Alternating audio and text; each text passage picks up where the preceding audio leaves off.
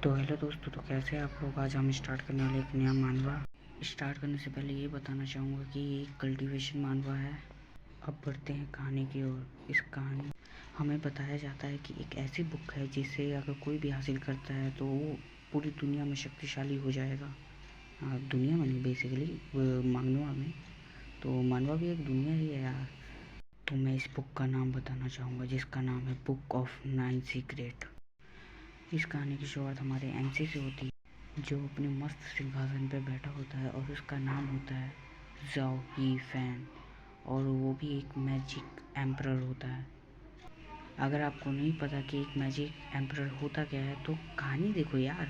अब जो दुनिया में सबसे ज़्यादा स्ट्रांग होता है वही मैजिक एम्परर टाइटल डिज़र्व करता है। तो हम स्टार्ट करते हैं। तो कहानी की शुरुआत में कहानी शुरू होती है और हमें एक बंदे को दिखाया जाता है जो कि हमारे एमसी का डिसाइपल होता है, और वो बता रहा होता है कि हमारे पे हमला हुआ है।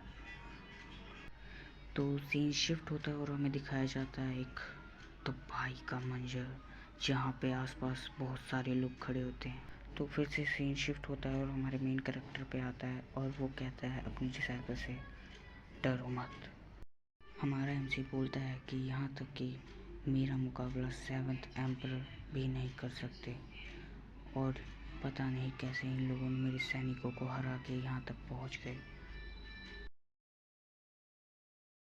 तो हमें दिखाया जाता है कि बाहर बहुत सारे सैनिक होते हैं और वो कह रहे होते हैं हमारे मेन कैरेक्टर को, मैजिकल एम्परर हमें वो बुक दे दो। ये सुन के हमारा मेन कैरेक्टर कहता है, अब ये कीड़े मुझसे फाइट करेंगे, इनकी उतनी औकात है। और ये बोलते ही हमारा एमसी अटैक कर देता है उन सभी लोगों पे। तो उनमें से एक कहता है कि संभल के, हमारे ऊपर मैजिकल एम्परर ने हमला कर दिया है, तो संभल के रहना। हमारा मेन कैरेक्टर अब बड़ी तेज़ी से उनकी ओर अटैक करता है, जैसा कि आप देख सकते हैं, और बहुत बुरी तरीके से डैमेज करता है वो।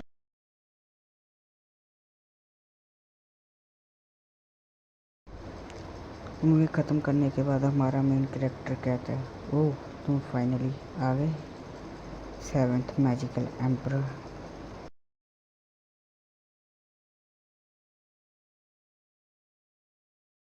और ये बोलते ही हमारा मेन कैरेक्टर उन पर अटैक कर देता है। भाई एक बात तो है, अपना एमसी बड़ा बैडस है इस मानवा में। तो वो भी मैजिकल एम्परर अपने एमसी के अब सामने आ चुके होते हैं, 1 टू फाइट। लेकिन लग तो नहीं रहा 1 वर्सेस 7 है।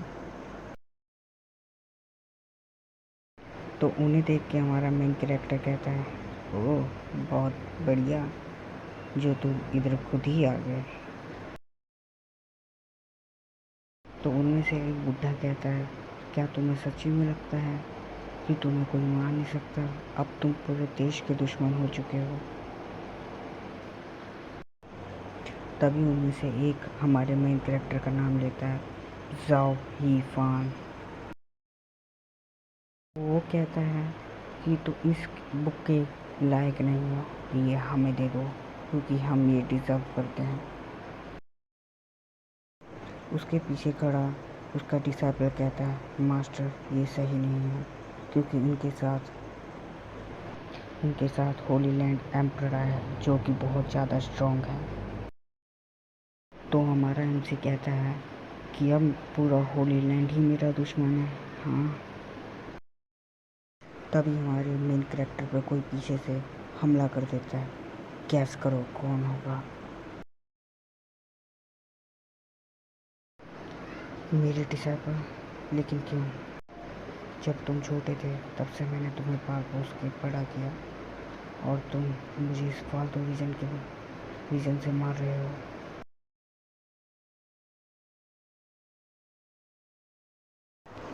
तुम बच्चे थे तब से मैं तुम्हें सिखा रहा हूँ, और दुनिया में सबसे ज़्यादा मैं तुम पे ही भरोसा करता था, और तुमने मुझे धोखा दिया।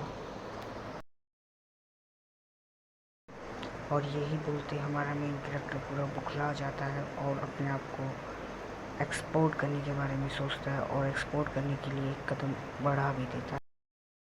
अब हमारा मेन कैरेक्टर कुछ ही देर में ब्लास्ट होने वाला है। वो अपनी पूरी ताकत से ब्लास्ट होता है ताकि जितने भी उसके आसपास दुश्मन खड़े हों सब उसके साथ ही मारे जाएं और एक चमकदार रोशनी के साथ।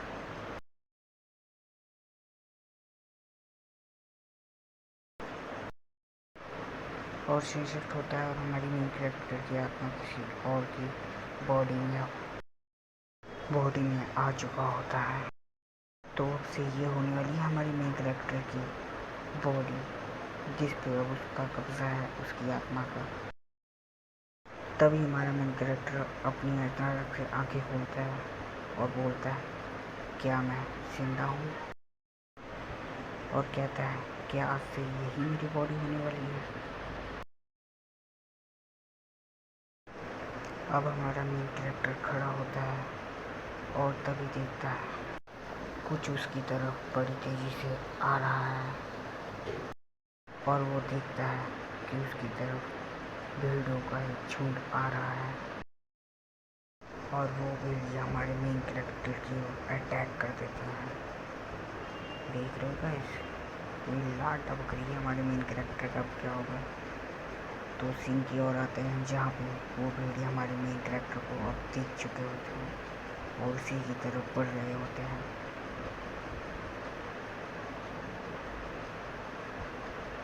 तो हमें दिखाया जाता है कि उन्होंने अब अटैक भी कर दिया होता है और हमारा मेन कैरेक्टर भी है, यार दोबारा नहीं मरना मेरे को। और फिर वो कहता है, चुप गए गुरु।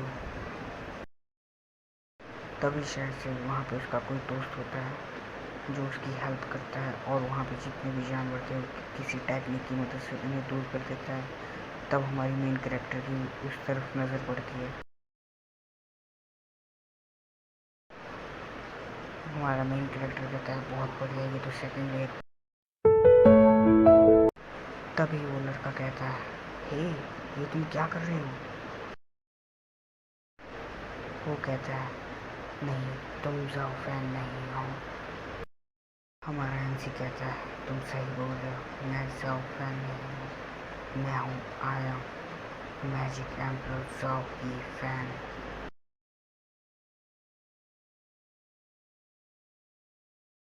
तभी हमारा मेन कैरेक्टर एक टेक्निक का यूज़ करता है जिसका नाम होता है टच ड्रेन और उससे उसकी सारी एनर्जी, फूड, मांस, हड्डियाँ सब अब्सॉर्ब कर लेता है।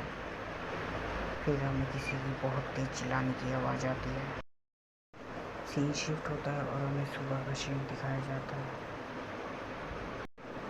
फिर सीन शिफ्ट होकर हमारे एमसी पे आता है जो कि वही एमसी अब्सॉर्ब कर रहा होता है जो उसने कल रात ली थी। और वो खड़ा होता है और उस कंकाल से एक क्लोथ ले लेता है और लेते ही अपनी पावर की अभ्यास करता है। एक जोरदार अटैक पत्थर की ओर फेंक देता है और देख ही सकते हो पत्थर की क्या हालत हो जाती है, पूरे टुकड़े टुकड़े हो जाते हैं। और इसी में हमारा नामसी कूल एज पैडस लगा होता है और वो कह रहा होता है, बच लो 7 एम्परर्स, मैं आ रहा हूँ होली लैंड। अब हमारा मेन कैरेक्टर वहाँ से निकल जाता है, जाके वो एक पेड़ के ऊपर रुक जाता है और उसे कुछ आवाज़ और वो देखता है नीचे की ओर, वहाँ पे कुछ लोग लड़ रहे होते हैं जो कि कह रहे होते हैं, वो बंदा कह रहा होता है, तुम्हारी हिम्मत कैसी हुई सन फैमिली को धोखा देने की, गद्दार कहेंगे। और ये लू फैमिली का गार्डियन होता है। तो कहता है, पांग, हमने सलाह दी थी कि तुम हमारे साथ कई सालों तक काम कर रहे थे और आज तुम हमारे साथ गद्दारी कर रहे हो और ये मार्शल आर्ट्स स्किल तुम्हारी फैमिली को मिलेगी, इसलिए तुम हमारे खिलाफ खड़े हो। तभी वहाँ खड़ा छोटा लड़का कहता है, दीदी मुझे मत रोकना इन लोगों को मारने से। हमारे मेन कैरेक्टर को अपनी फैमिली जैसी फीलिंग आ रही होती है, फिर भी हमारा मेन कैरेक्टर ये सब चीज़ें इग्नोर करके वहाँ से जाने लगता है। तभी उसके हार्ट में बहुत ज़्यादा पेन होने लगता है और उसके हाथ में शॉट। फिर उसने देखा और ये रहा टीना।